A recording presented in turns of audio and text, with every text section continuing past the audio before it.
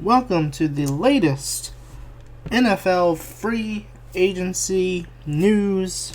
I am your host, Money Mike, and I've been sitting back kind of letting free agency play out, seeing how things are going to go, what the teams are doing, what they're not doing. So, if you're kind of wondering why I haven't done anything or haven't recorded any new shows, that's why. Waiting it out because a lot of times in free agency, we have a tendency to overreact. We usually see these contracts that these players get, and automatically as fans, we usually immediately either are happy, angry, all these emotions just from a initial reaction, a quick reaction without fully understanding how the contract was laid out. And that's really what you want as a fan. Instead of having a general quick reaction, oh, we overpaid, or yeah, we got this guy, or whatever.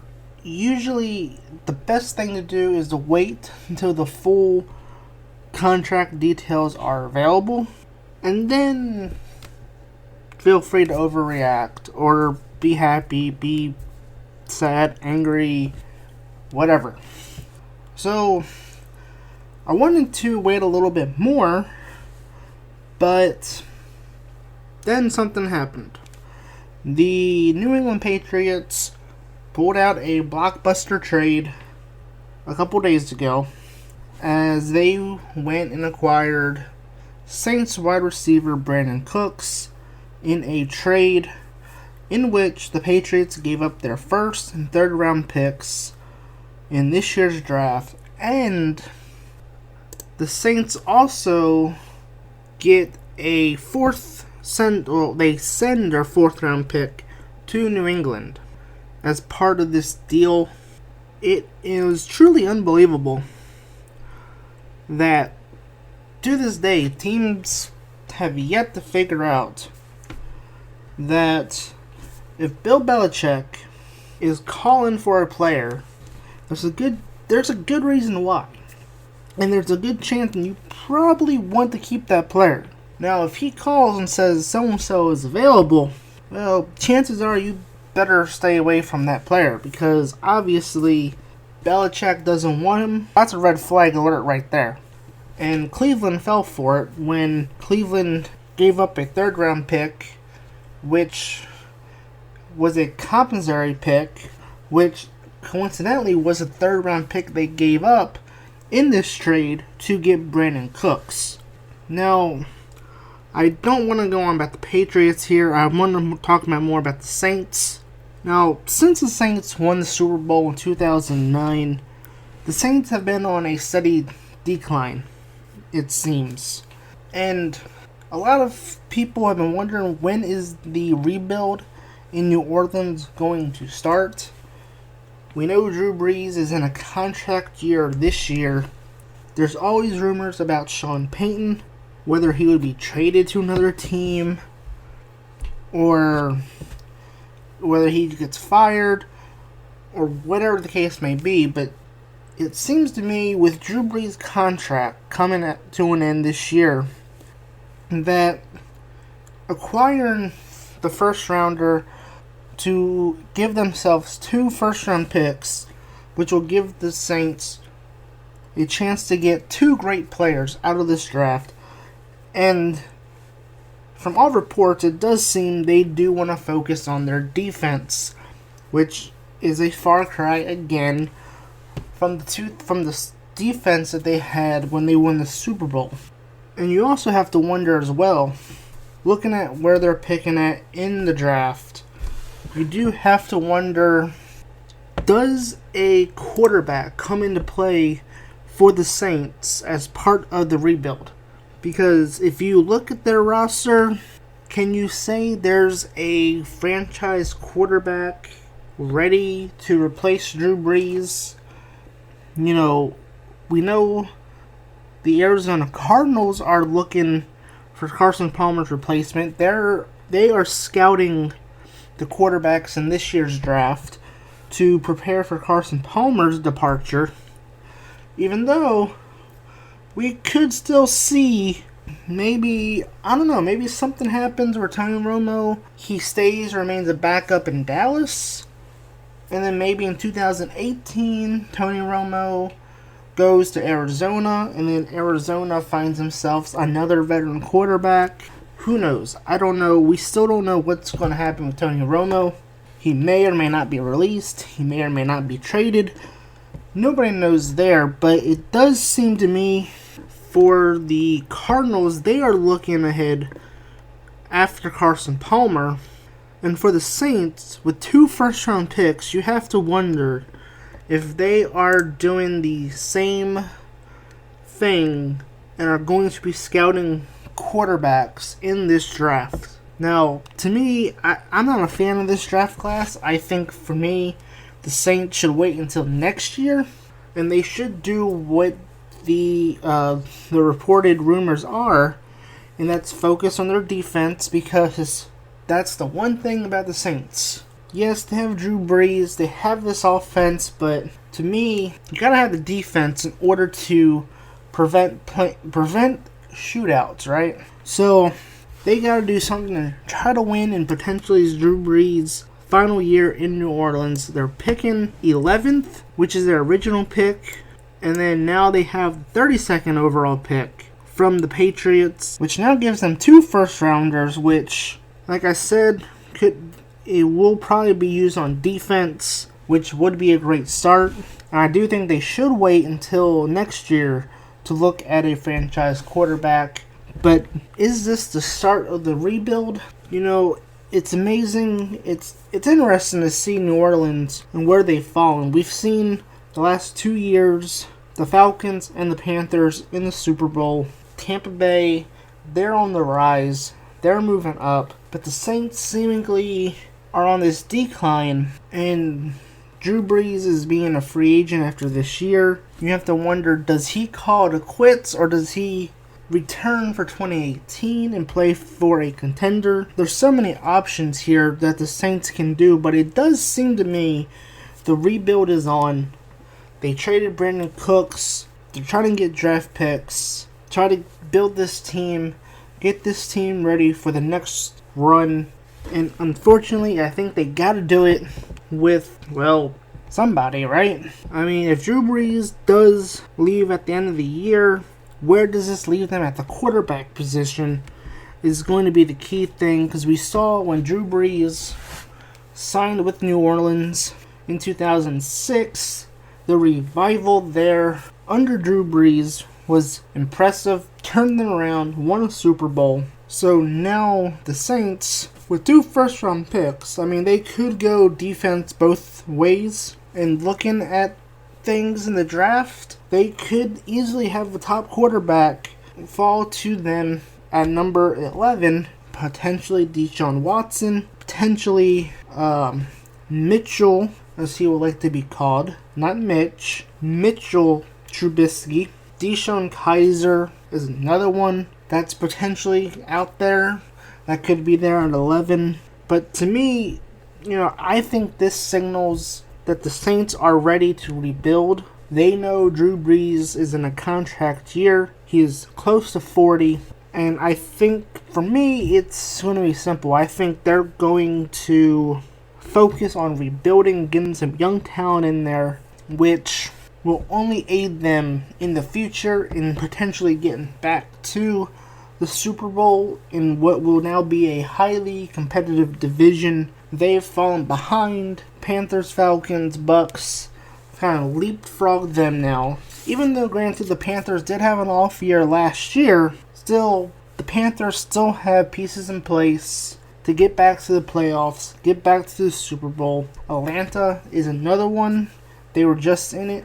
And I think if they learned anything from last year, in the most historic comeback in Super Bowl history, then they can get back to the Super Bowl and they can win and bring home the Lombardi, which they failed to do. The Saints, meanwhile, have to play catch up to them, because for a while this division really was a one year you would be last. Next year, you would be right up there winning the division the very next year. This division was very competitive even back then. But now you're looking at a 3-team race, I think, for this year between Atlanta, Tampa, and Carolina. New Orleans is going to have to play catch-up. If they can compete while they are rebuilding, then that is going to be a bonus on top. But to me, I think this signals that the rebuild is on, and they are going to use these picks to get team ready for the future and life after Drew Brees and potentially life after Sean Payton. And that's the other thing that's going to be interesting too, is if the Saints do draft a quarterback this year. Let's say they draft a Deshaun Kaiser, a Mitchell Trubisky, or Deshaun Watson, and they decide to start over completely, and they sit them for a year behind Drew Brees to have him learn the system, learn Sean Payton's system and all that stuff, get mentored from Drew Brees, things like that. But then they bring in a new coach, which means that guy just spent a whole year learning a system that now is going to be replaced. So this adds a lot of intrigue to the draft. The Saints are going to be one of those teams that are going to be interesting to watch on draft day now. 2 first-round picks. Do they use one of them on a quarterback, or are both picks going to be on defense? It is definitely going to be interesting if you're a Saints fan to see how they can rebuild, because we've seen what this team has become. And when you look at what their record is the last couple seasons, with Jeff Fisher fired now, Sean Payton is now the new 7-9 king. And much like Jeff Fisher, where the Rams would finish 7-9, and he wouldn't get fired, you do have to kind of wonder if you really want to go for it here. Their last winning season was in 2013, which they finished 11-5. They were 7-9 in 2012, and then after they finished 11-5 in 2013, the past 3 years, 14, 15, 16, have all been 7-9, and if you count 2012, you're looking at 4 out of 5. The last 4 of the last 5 years, the Saints have finished 7-9. So you have to wonder, if they finish 7-9 again, will this be the end of Sean Payton? Or will the full rebuild be on? Or are they going to keep Sean Payton around for the rebuild, get a quarterback this year, groom him behind Drew Brees, and get their quarterback of the future for next year and beyond? Like I said, the Saints have now become one of the most interesting teams to watch on draft day, and who knows? I mean, the Patriots might just become the most interesting if they ever trade Jimmy Garoppolo, or they find a way to trade Malcolm Butler, which the Patriots apparently were going to trade Malcolm Butler to the Saints in this trade for Brandin Cooks, but because Malcolm Butler hasn't signed his RFA, which stands for Restricted Free Agent tender, of which he was tendered a first-round pick, he couldn't be traded. And Bill Belichick said it best: you can't trade for anybody not under contract. So Butler couldn't be traded to New Orleans, and we know how bad the Saints need secondary help, so obviously this was going to be a win-win for the Saints.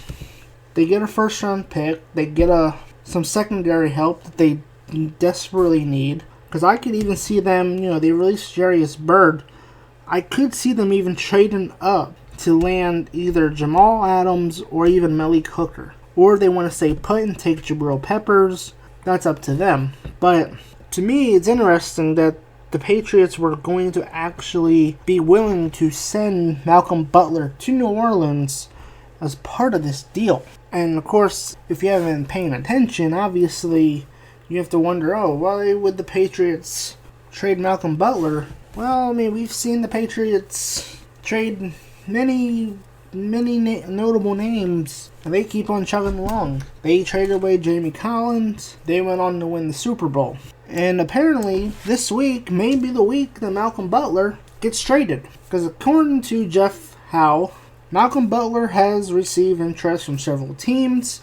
Don't be surprised if action picks up with Butler this week. Even though Butler does prefer to stay in New England, be a Patriot for life, he wants to make it work. Even though there was reports that he was upset over the fact that the Patriots gave Stephon Gilmore $13 million a year. So who knows if he is still upset over that, whether that's just some fabricated report and maybe something will get done. I mean, we know the Patriots have the cap room, so I guess we'll see what happens later this week.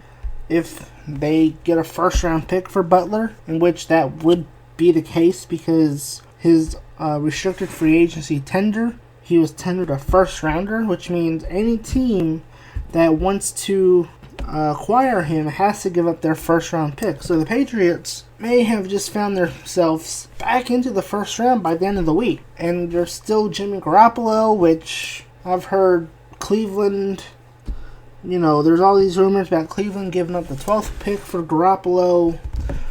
I don't think that's going to happen, but apparently so.